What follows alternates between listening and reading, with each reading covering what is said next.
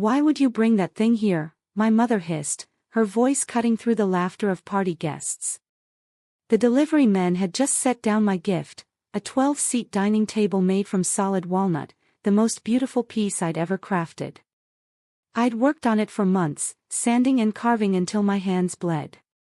I thought maybe, just maybe, this time they'd be proud. But my father barely glanced up from his glass of scotch. "This isn't the place for carpentry projects," he muttered, like the word itself was dirty. Laughter rippled through the crowd. My chest tightened. All my life, I'd been invisible in that house. My sister, Claire, was the star, the golden lawyer daughter who could do no wrong. Every shelf in our home gleamed with her trophies, while mine were memories buried under sawdust and silence. When I was 12, I carved a set of wooden birds and left them on the kitchen counter. A week later, I found them in the trash. That same day, my father had cleared a whole bookcase for Claire's debate trophy. He even asked me to help him build the shelf. Years later, when Claire graduated from law school, my parents threw a huge party, champagne, string lights, the works. Guests kept saying, "You must be so proud," and my father puffed up, grinning. The same week, I'd sold my first commissioned set of cutting boards to a local chef. When I told them, my mother laughed. "For vegetables." My father didn't even look up. "Your sister's bonus could buy 100 of those," he said. That night, I promised myself I'd make something so perfect they couldn't ignore me. And now here I was, standing beside that table, heart racing, as my mother whispered, "You've embarrassed us." Claire stepped forward in her sleek black dress, smiling that pitying smile. "You should have just bought something," she said softly. "This looks homemade." The room blurred. Something inside me cracked. I looked around at the polished guests, the crystal glasses, the people who would never see me as more than a failure who worked with her hands.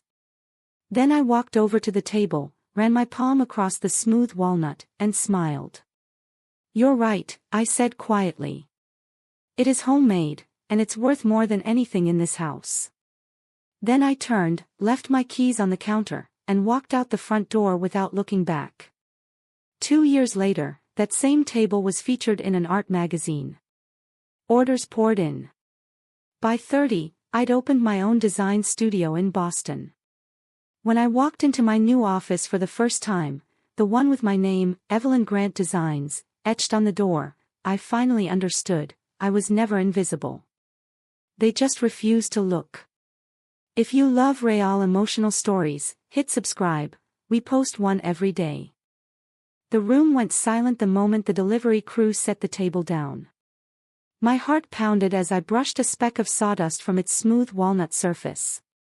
I'd spent months carving, sanding, and polishing it until it gleamed like glass. This was it, my gift, my proof. My parents' 30th anniversary. Maybe this time they'd finally see me. Laughter drifted in from the hallway, crystal glasses clinking, expensive perfume filling the air. My father, Thomas Grant, walked in with a champagne flute in one hand, his voice booming with confidence. Then he stopped. The laughter around him faded as his eyes landed on the table. He stared at it, then at me. "What is this?" he asked, his voice sharp enough to slice through the quiet. "It's for your anniversary," I said softly. "I made it." For a heartbeat, I thought I saw surprise, maybe pride, flicker in his eyes. But then he laughed. A cold, cutting laugh. "You made it," he said loudly. "I hired a caterer, Evelyn, not a shop class project." The guests chuckled uneasily. My stomach turned. He gestured toward my mother. "Margaret, why is this thing in our dining room?" Before I could speak, he waved over 2 servers. "You two, take it out. Put it on the curb. The trash collectors can deal with it." The words hit harder than any slap. I froze as they gripped the table I'd poured my soul into. Thomas turned back to me. I've spent 20 years trying to save you from embarrassing us. We gave you every chance to be respectable, like your sister. But if you want to play with sawdust, fine. Just not under my roof. Get out. I looked at my mother. She didn't look back, just stared into her champagne, pretending she hadn't heard. Claire, my perfect sister, stood frozen, her face pale. Not one word. Not one move. I walked out. My heels clicked across the marble floor, the sound echoing like a farewell. I didn't cry, not yet. I reached my car parked down the street and just sat there, trembling. Then I saw it. Through the windshield, the catering staff dragging my masterpiece, my heart, down the driveway. They left it by the curb next to the trash cans. The tears came fast. Angry, raw. But beneath the pain was something else, clarity. That table wasn't just a gift. It was a plea for love that was never going to come. I realized right then that blood isn't sacred when it poisons you. Being disowned only hurts if you still want to belong. And I didn't, not anymore. I started the engine and drove away, my chest hollow but light. I wasn't running from my family. I was finally running toward myself. 4 years later, that memory felt like another lifetime. My tiny garage had become Artisan Grain Studio, a sunlit workshop in a renovated Boston warehouse. The smell of oak, coffee, and varnish filled the air. My team of 6 laughed and sanded, their aprons dusted with wood shavings. Our furniture was in magazines now, real ones, the kind my parents used to keep on their coffee table. I wasn't the invisible daughter anymore. I was Evelyn Grant, designer, boss, artist. And I wasn't alone.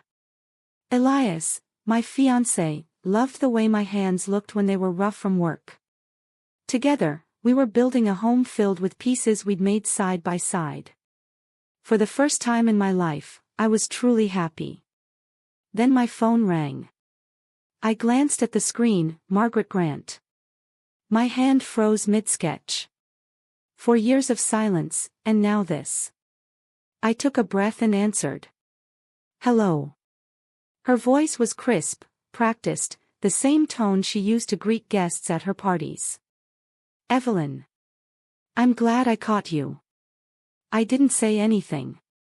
How are you? She asked, her tone light, as if nothing had happened. What do you need, Margaret? I said finally. The silence on the line told me everything. I heard her sigh, that same tight, impatient sound that used to echo through every phone call. It's your sister, Margaret said finally. Claire's law firm had, well, there were major layoffs. It's awful, really. She's been looking for weeks. It's becoming quite an embarrassment. I waited.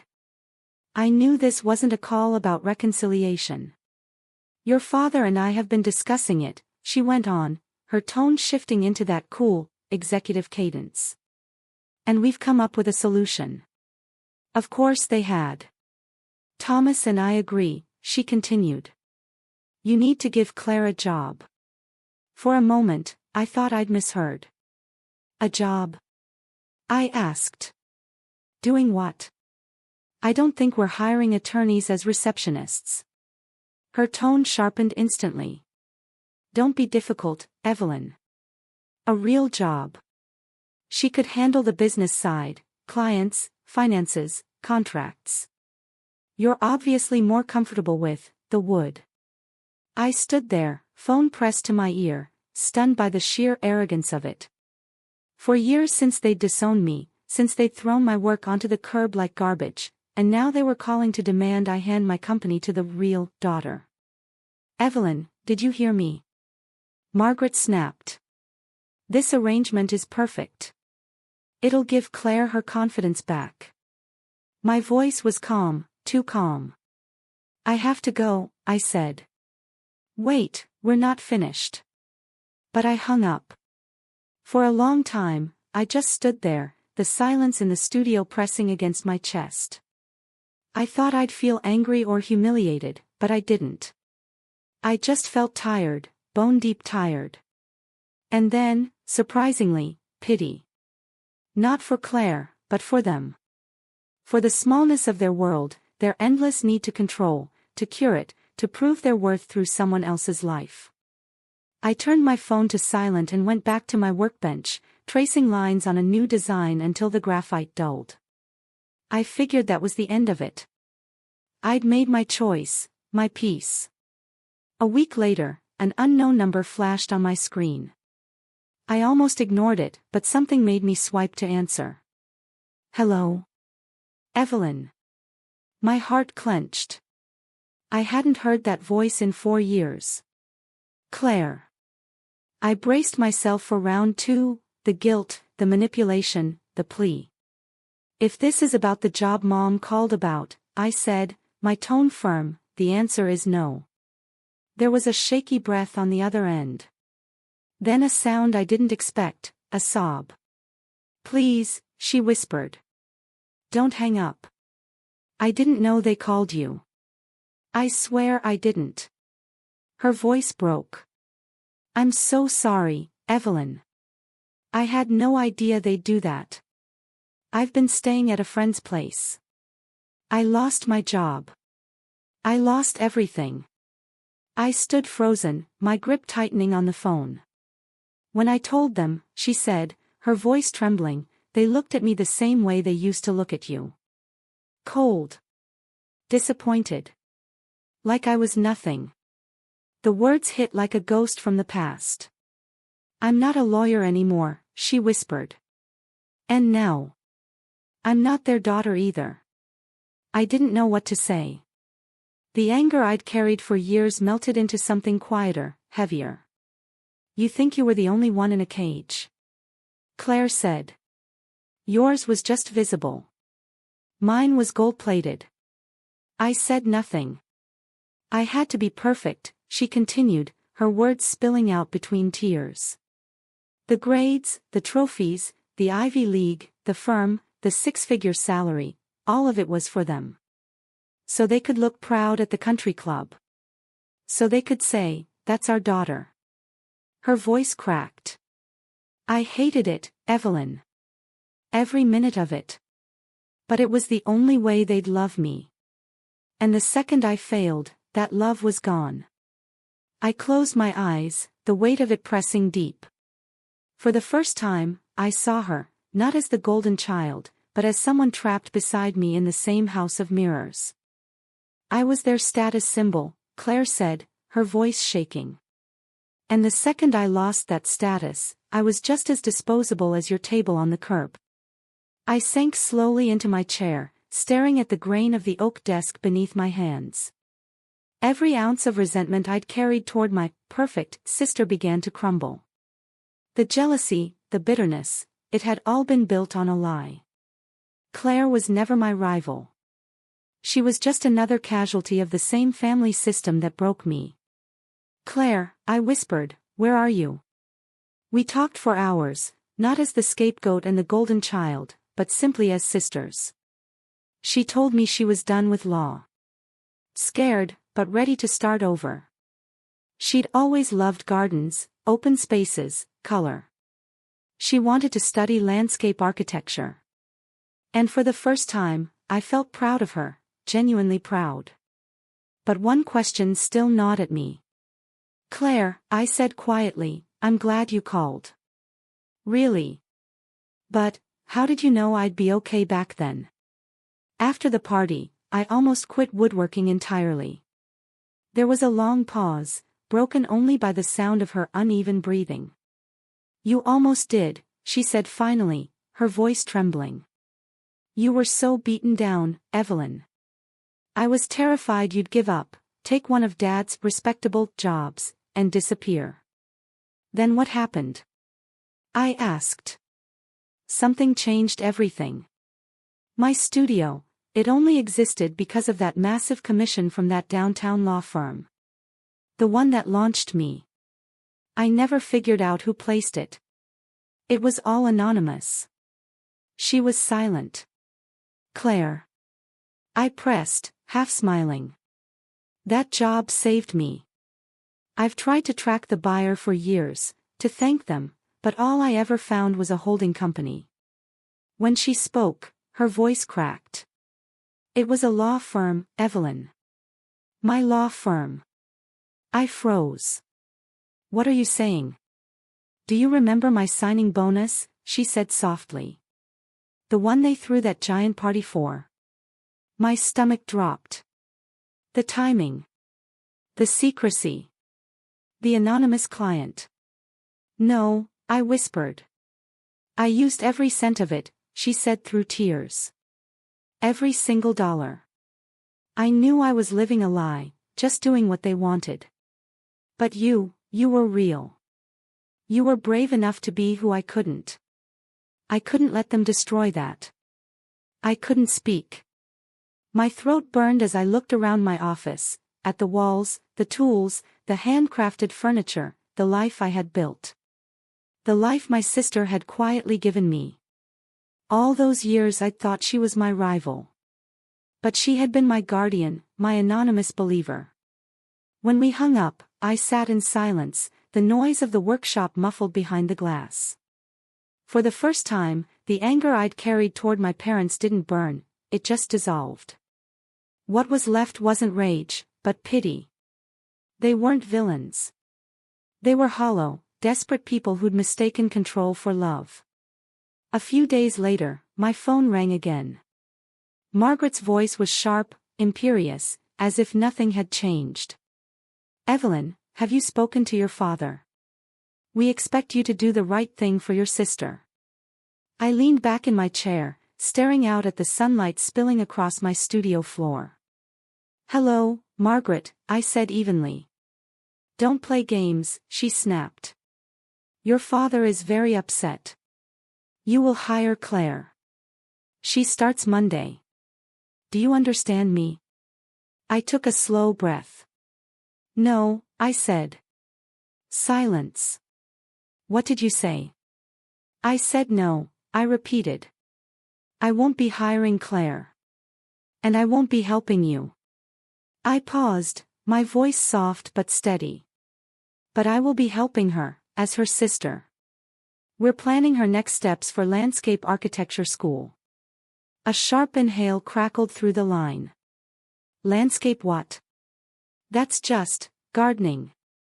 I smiled, my voice calm and final. No, Margaret. It's creation. Something you'll never understand. Then I hung up. She's a lawyer, Evelyn. You've poisoned her mind. You ungrateful girl. Goodbye, Margaret, I said, steady and calm. Then I hung up. That was the last time we ever spoke. Later, I learned from Claire what happened next. When she told them she was leaving the law to study design, they reacted exactly as I knew they would, with punishment, not love. They cut her off. Disowned her without hesitation. Then, they made sure everyone at the country club heard their version of the story. How their daughters had thrown away their futures. One, a glorified carpenter. The other, a fallen attorney who now plays in the dirt. Now, Thomas and Margaret live alone in that vast, echoing house, surrounded by perfect furniture, polished silver, and the dull hum of silence.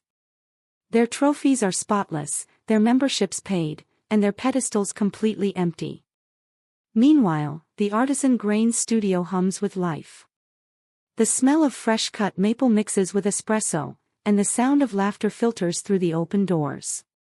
Elias Ward, my fiancé, just dropped by with my favorite coffee. I'm at my drafting table, sketching the frame of a new chair, elegant, curved, almost alive.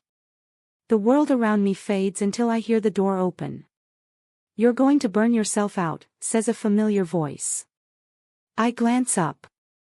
It's Claire, holding 2 coffees and a massive roll of blueprints tucked under her arm. There's a charcoal streak on her cheek and a spark in her eyes I haven't seen since we were kids. She looks free. She spreads out her designs across a slab of reclaimed white oak I've been saving for something special. The drawings are incredible, hand-drafted plans for a courtyard that blends outdoor furniture with natural landscaping. Got a minute? She asks with a grin. If we use native plants, we can create a space that actually gives back, sustainable, functional, beautiful. I can't help but smile. I grab my pencil, and together, we start sketching, ideas flowing faster than words. Two sisters, once divided by expectation, now creating something lasting, something real. It took me 30 years to understand that family isn't defined by blood or approval. It's something you build, patiently, deliberately, like the strongest kind of structure. And when you build it right, it doesn't just stand, it thrives. Thank you for listening to my story. If it spoke to you, share it with someone who needs a reminder that you can build your own foundation, your own future, your own family. Now I want to hear from you. Who's your chosen family?